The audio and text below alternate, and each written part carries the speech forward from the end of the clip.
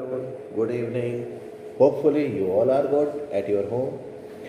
देखिए, today we will discuss about the very new concept of chemical kinetics, temperature dependence of the rate of a reaction. In the previous videos, we have discussed about so many things, order, integrated rate of equation, and now today we will discuss about the temperature dependence of the rate of reaction. देखिए हम लोग इस बारे में बात करने वाले हैं कि बेटा टेम्परेचर जो है वो रेट ऑफ रिएक्शन को अफेक्ट कैसे करेगा। देखिए हम लोगों ने सबसे पहले बात की थी कि कुछ फैक्टर्स होते हैं तो रेट ऑफ रिएक्शन को अफेक्ट करते हैं। कौन कौन से फैक्टर थे? टेम्परेचर था, कैटलिस्ट था, कंसंट्रेशन ऑफ रिएक्टेंट था और साथ ही साथ जो है कॉन्सेंट्रेशन, टेम्परेचर, सरफेस एरिया था। अगर आपका सॉलिड फेज में है रिएक्टेंट तो वो सरफेस एरिया भी था। ठीक है, so today we will discuss about what are the factors that can influence the rate of reaction. The first one is temperature dependence of the rate of reaction. We know that when you will increase the temperature, then most of the reactions are accelerated by increasing the temperature. अगर आप temperature को increase करते हो तो rate of reaction accelerate हो जाएगा, तो यानी कि रेट ऑफ रिएक्शन बढ़ जाएगा। तो आज हम उसी फैक्टर के बारे में बात करेंगे by the help of this graph. We are considering that there is a reaction that is taking place between hydrogen and iodine and it will lead to the formation of HI. जब hydrogen iodine के साथ react करेगा बच्चों तो HI बनाएगा। ठीक है, HI तो बनाएगा ही बनाएगा। We are saying that देखिए रिएक्टेंट को जब भी इतनी एनर्जी मिलेगी ना, देखिए रिएक्टेंट का रेट बढ़ जाएगा अगर आप टेम्परेचर बढ़ाओ। टेम्परेचर बढ़ाने पर रेट ऑफ रिएक्शन बढ़ जाता है, ये बात आप ध्यान रखिएगा। इस बात को समझाने के लिए हम लोग एक साइंटिस्ट की भी हेल्प लेंगे। अच्छा, रेट कांस्टेंट पर भी इफेक्ट पड़ेगा इसका। ये भी देखा गया है कि if you will increase the temperature up to 10 degree Celsius, अब 10 डिग्री सेल्सियस टेम्परेचर बढ़ा दी थी, then the rate constant will be nearly double. Rate constant क्या होगा? डबल हो जाएगा। तो आपसे पूछा जाएगा कि what is the effect of temperature on the rate of reaction? Then on increasing the temperature rate of reaction will be increases. And what is the effect of temperature on rate constant? Rate constant also increases, but for every 10 degree Celsius increase in the temperature, the rate constant will nearly double. ऐसा देखा गया बेटा, आप लोगों ने titration भी किया होगा KMnO4 और ऑक्सैलिक एसिड का। वहां पर हम लोग KMnO4 और ऑक्सैलिक एसिड का जब टाइट्रेशन करते हैं तो सोल्यूशन को हीट करते हैं, क्योंकि हीट करने पर रिएक्शन का रेट इंक्रीज हो जाता है। यानी कि I just want to say that if you will increase the temperature, then the rate of reaction will also be increases. Very good. ठीक है। अच्छा, अगर मैं रिएक्टेंट लेता हूँ H2 और I2 और मैं ये समझने की कोशिश करता हूँ कि H2 और I2 को मैंने कुछ एनर्जी दी है। यहाँ पर रिएक्टेंट को मैंने एनर्जी दी है। बीच में देखिए क्या बना? Activated complex. Activated complex reactant अपने आप नहीं बनाएगा, रिएक्टेंट को कुछ एनर्जी चाहिए होगी। That energy is activation. What do you mean by activation energy? The energy which is required to form an activated complex. जो activated complex बनाने के लिए जो एनर्जी चाहिए ना, वो कौन सी एनर्जी होती है बच्चों? एक्टिवेशन एनर्जी होती है। ये बात ध्यान रखिएगा, एक्टिवेशन एनर्जी प्रोडक्ट नहीं बनाती है। एक्टिवेशन एनर्जी प्रोडक्ट तभी बनाएगी जब ये बैरियर क्रॉस होगा। तो फिलहाल वो एक्टिवेटेड कॉम्प्लेक्स बनाने के लिए जो एनर्जी चाहिए वो हमारी होती है, क्या होती है बेटा? एक्टिवेशन एनर्जी होती है। And what is the effect of temperature on the rate of reaction? देखिए रेट ऑफ रिएक्शन हमेशा बढ़ जाएगा टेम्परेचर बढ़ाने से। इस बात को समझाने के लिए हमने ग्राफ के रूप से ये समझने की कोशिश की है। तो पोटेंशियल एनर्जी भी बढ़ेगी अगर आपने इसे एनर्जी दे दिया, रिएक्टेंट को एनर्जी दे दिया। रिएक्टेंट को एनर्जी दिया तो वो क्या बनाएगा बेटा? Complex. And complex will be unstable. Then complex is unstable. If it will provide enough energy then it will be converted into the product. ये प्रोडक्ट में बदल जाएगा और ऐसे एनर्जी अगर इतनी नहीं मिली तो might be possible it can not be converted.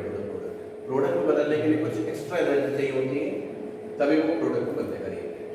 ठीक है, एक साइंटिस्ट है Arrhenius. According to Arrhenius there is a reaction और there is a equation which can help us to tell that there is a relation between rate constant and the temperature according to Arrhenius equation. देखिए Arrhenius की एक equation है K = A की power -A/RT। यहाँ पर बेटा ये कोई इक्वेशन है जो आपको टेम्परेचर डिपेंडेंस के बारे में बताएगी, that K can be related to the temperature. देखिए यहाँ पर K क्या होता है? तो K क्या होता है? K will be the rate constant. K क्या होता है? तो रेट कांस्टेंट होता है। A कौन सा वेक्टर होगा? A will be the Arrhenius vector. A will be the Arrhenius vector. Very good. R यहाँ पर क्या होगा बच्चों, आर जो होगा वो गैस कांस्टेंट होगा और इसकी जो वैल्यू होगी अगर आप जूल में लेते हो ना, अगर आप जूल में लेते हो ना तो इसकी value 8.314 joule Kelvin inverse mole inverse joule में लगा लेते हो। और ये बेटा कौन सी एनर्जी होती है, एक्टिवेशन एनर्जी। क्या होती है बेटा एक्टिवेशन एनर्जी? एक्टिवेशन एनर्जी क्या होती है? Activation energy is the energy और which is required to form the activated complex. ये वो एनर्जी है जो एक्टिवेटेड कॉम्प्लेक्स बनाने के काम में आती है। एक्टिवेटेड कॉम्प्लेक्स कौन सी बनाएगी? ई एक्टिवेशन एनर्जी बनाएगी, ठीक है। T is temperature, T is temperature, इस बात को ध्यान रखिएगा। तो टेंपरेचर डिपेंडेंस को अरेनियस ने बताया था बेटा, अरेनियस ने बताया k = a e की पावर -e/RT, ठीक है। यहाँ पर अगर मैं लॉग लूँ इस इक्वेशन को इलैबोरेट करते हैं, we will take a log, what we will take, we will take a log, taking log on both side. बेटा जब आप लॉग लोगे ना दोनों साइड पे, जब आप लॉग लोगे ना इक्वेशन नंबर 1 पर, k का लॉग बेटा क्या हो जाएगा? लॉग k हो जाएगा। वेरी गुड, k का लॉग हो जाएगा लॉग k, a का लॉग बेटा क्या हो जाएगा? लॉग a हो जाएगा, a का लॉग हो जाएगा लॉग a। और यहाँ पर आपने फॉर्मूला पढ़ा होगा मैथमेटिक्स में, log बेस e की power e will be equal to 1। तो जब आप log लोगे बेटा तो यहाँ पर log बेस e की पावर e हो जाएगा और log बेस e की पावर e बेटा क्या होता है? 1 होता है। तो बेटा यहाँ पर बचेगा e/RT, e/RT। इक्वेशन को ध्यान से देखिएगा, log लिया हमने तो log बेस e k हो गया, log e हो गया और यहाँ पर log बेस e 1 हो जाता है। तो क्या हो जाएगा बेटा? e/RT हो जाएगा, e/RT हो जाएगा। e एक्टिवेशन एनर्जी होती है which is required to form the activated complex. What is K? K is rate constant. K is rate constant. K rate constant होता है बेटा। अब यहाँ पर एक काम करने वाले हैं, इसी क्वेश्चन को फिर से एलैबोरेट करेंगे डिफरेंट टेम्परेचर पर, क्योंकि अगर टेम्परेचर अलग अलग होंगे तो वैल्यू भी डिफरेंट होगी, रेट कांस्टेंट की वैल्यू भी डिफरेंट होगी। तो यहाँ पर हम इक्वेशन को एलैबोरेट करेंगे। ध्यान से देखिए, स्क्रीनशॉट लेना चाहे तो ले लीजिए, ठीक है। इक्वेशन ले लीजिए, अब हम इसको एलैबोरेट करेंगे। तो आप इस बात को ध्यान रखिएगा, एट टेम्परेचर T1, जब आप टेम्परेचर T1 पर आएंगे तो इसी इक्वेशन में देखिए आप बताएंगे कि यहाँ पर log बेस K1 हो जाएगा, a की वैल्यू चेंज थोड़ी होगी, a की वैल्यू तो यही रहने वाली है और a/RT1 होने वाला है, a/RT1 होने वाला है। T1 टेम्परेचर पर T1 लग गया। पर K लोग बेटा बात कर रहे थे यहाँ पर log लेने के बारे में।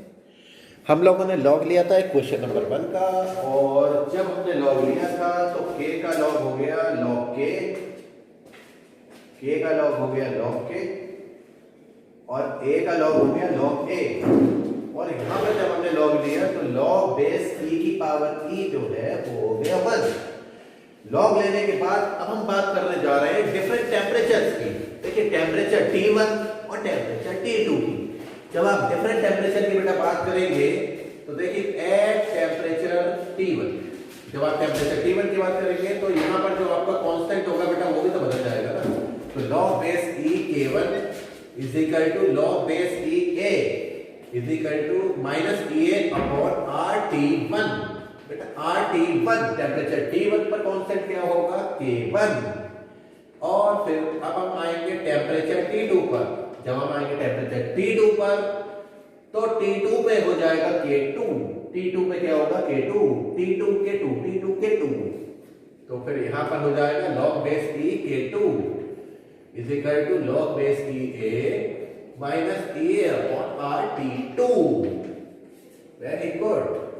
देखिए अब हम इक्वेशन 2 और 3 को बेटा सब्ट्रैक्ट करेंगे। तो ऑन सब्ट्रैक्टिंग इक्वेशन 2 एंड 3, बेटा जब आप 2 और 3 को माइनस करेंगे तो ध्यान रखिएगा हम 3 में से 2 को माइनस करने जा रहे हैं।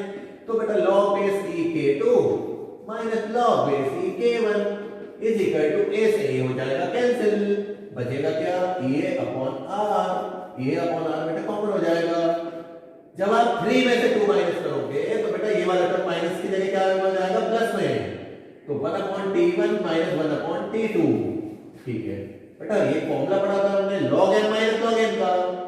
log n minus log n क्या होता है? log m upon n।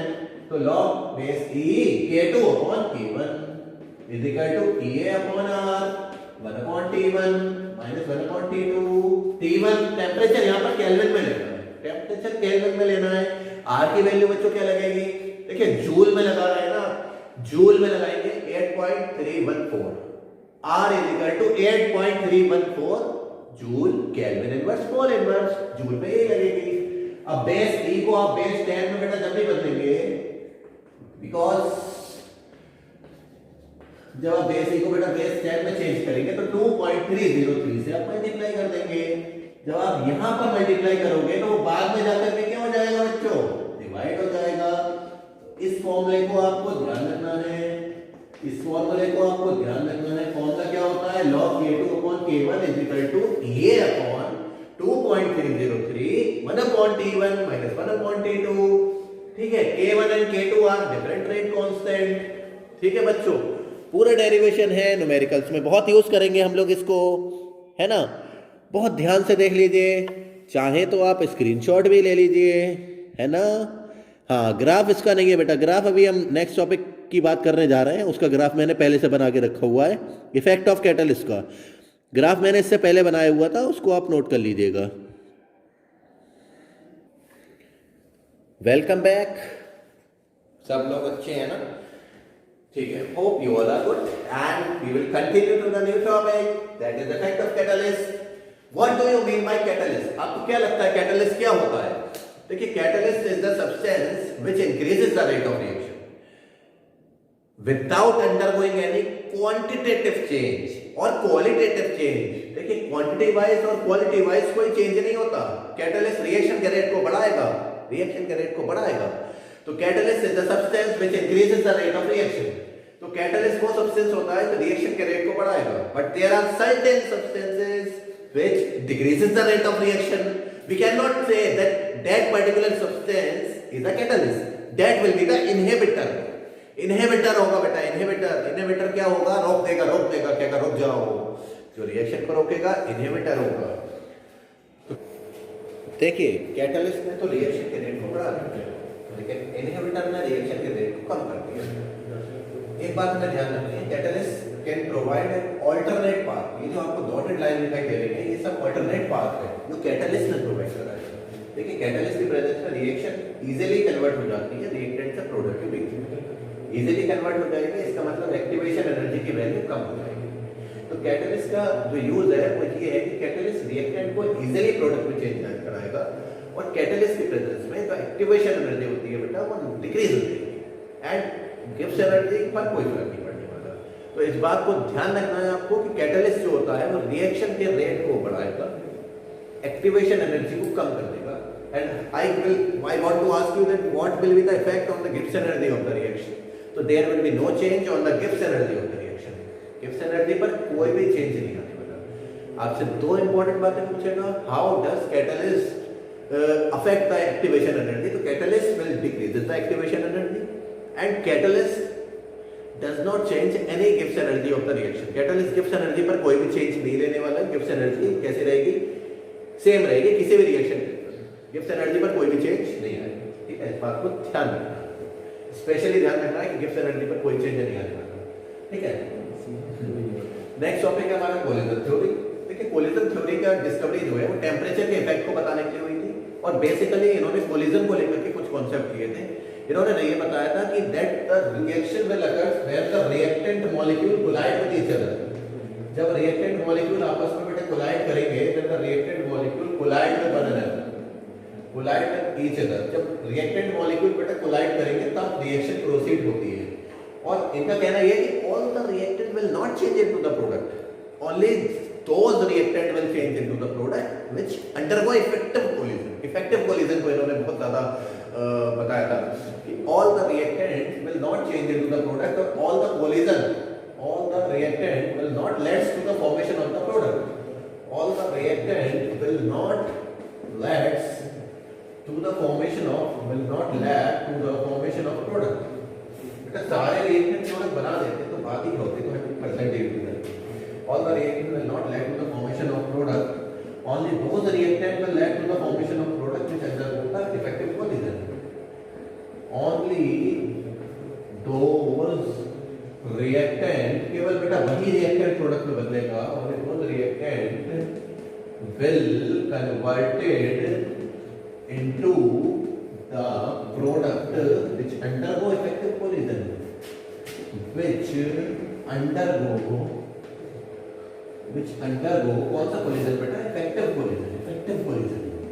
जी हाँ, और इफेक्टिव कोलिजन कराने के लिए जो मिनिमम एनर्जी चाहिए ना, इफेक्टिव कोलिजन कराने के लिए जो मिनिमम एनर्जी चाहिए, the minimum energy that is required to undergo the effective collision is known as threshold energy. Threshold energy is the minimum energy that is required by the reactant molecule or that is possessed by the reactant molecule to undergo the effective collision. यानी effective collision के under को जाने के लिए बेटा जो energy चाहिए वो कौन सी एनर्जी होती है? वो होती है थ्रेशोल्ड एनर्जी. ठीक है, the reactant will require the minimum energy देखिए रिएक्टेंट को कुछ मिनिमम एनर्जी चाहिए, will require the minimum energy to undergo effective collision. Effective collision ऐसे ही नहीं जाएगा. इफेक्टिव कोलिजन बेटा वही रिएक्टेंट जाएगा undergo the effective collision जिसके पास थ्रेशोल्ड एनर्जी होगी. यही कोलिजन थ्योरी ने बताया था that the reactant will require the minimum energy to undergo the effective collision. That energy is known as threshold energy. उसी को हम क्या बोलेंगे बेटा? थ्रेशोल्ड एनर्जी बोलेंगे. तो बेटा थ्रेशोल्ड एनर्जी वो मिनिमम एनर्जी होगी which is possessed by the reactant molecule to form the product. यानी इफेक्टिव कोलिजन के अंदर को वही जाएंगे इनके पास थ्रेशोल्ड एनर्जी होगी, और थ्रेशोल्ड एनर्जी अगर रिएक्टेंट मॉलिक्यूल के पास होगी तो वो प्रोडक्ट में चेंज हो ही जाना है. तो रिएक्टेंट मॉलिक्यूल को प्रोडक्ट में बदलने के लिए जो एनर्जी चाहिए वो है हमारी थ्रेशोल्ड एनर्जी. कोलिजन थ्योरी ने दो इंपॉर्टेंट कॉन्सेप्ट लिए थे. एक तो लिया था ओरिएंटेशन फैक्टर. जब तक रिएक्टेंट मॉलिक्यूल का प्रॉपर ओरिएंटेशन फैक्टर नहीं होगा वो प्रोडक्ट में चेंज नहीं होने वाला. और दूसरा इन्होंने इफेक्टिव कोलिजन को बताया था कि इफेक्टिव कोलिजन जाने के लिए जो एनर्जी चाहिए वो है थ्रेशोल्ड एनर्जी. अगर आप किसी भी रिएक्शन की बात करें, देखिए मैं बहुत अच्छा सा एग्जांपल ले रहा हूँ. हम लोगों ने न्यूक्लियोफिलिक सब्स्टिट्यूशन रिएक्शन की बात की थी. ठीक है, न्यूक्लियोफिलिक सब्स्टिट्यूशन रिएक्शन की बात की थी. CH3Br की रिएक्शन हम OH नेगेटिव के साथ अगर हम कराते हैं तो there are two pathway. First one is proper orientation, second one is improper orientation. Orientation का मतलब है प्रॉपर डायरेक्शन जरूरी है. अब आप ये देखिए, जब आप CH3Br की रिएक्शन OH के साथ कराते हो तो there are two method. First one is improper orientation and second one is proper orientation. बेटा improper orientation अगर होगा तो प्रोडक्ट तो बनने वाला है ही नहीं. प्रोडक्ट तो नहीं बनेगा क्योंकि CH3Br में आपको पता है बेटा Br पर डेल नेगेटिव, कार्बन पर डेल पॉजिटिव. और अगर मैं OH नेगेटिव लेके आता हूँ तो OH नेगेटिव पर चार्ज क्या होगा? डेल नेगेटिव होगा. तो ये अपने रास्ते चला जाएगा, ये अपने रास्ते चला जाएगा, और प्रोडक्ट तो मिलने वाला है ही नहीं. प्रोडक्ट नहीं मिलेगा हमें, प्रोडक्ट बिल्कुल भी नहीं मिलेगा. अगर आप चाहें तो बहुत आसानी से देख सकते हैं, यहाँ पर प्रोडक्ट नहीं मिलेगा. यहाँ पर प्रोडक्ट क्यों नहीं मिलने वाला? क्योंकि OH पर है नेगेटिव चार्ज. बेटा OH पर है नेगेटिव चार्ज, तो यहाँ पर Br पर भी नेगेटिव चार्ज. तो प्रोडक्ट की फॉर्मेशन तभी होगी जब कैसा ओरिएंटेशन होगा? प्रॉपर ओरिएंटेशन होगा. इम्प्रॉपर ओरिएंटेशन में प्रोडक्ट फॉर्म नहीं होने वाला. अगर प्रॉपर ओरिएंटेशन होगा ना तो आप ध्यान रखिएगा, प्रॉपर ओरिएंटेशन अगर होगा यहाँ पर तो ये जो है ना वो आपका बहुत आराम से प्रोडक्ट बनाएगा. इस बात को ध्यान रखना है आपको, बहुत ही आराम से प्रोडक्ट बना देगा. अगर प्रॉपर ओरिएंटेशन होगा तो बहुत आसानी से प्रोडक्ट बन जाएगा, और अगर इम्प्रॉपर ओरिएंटेशन होगा तो प्रोडक्ट बनने वाला है ही नहीं.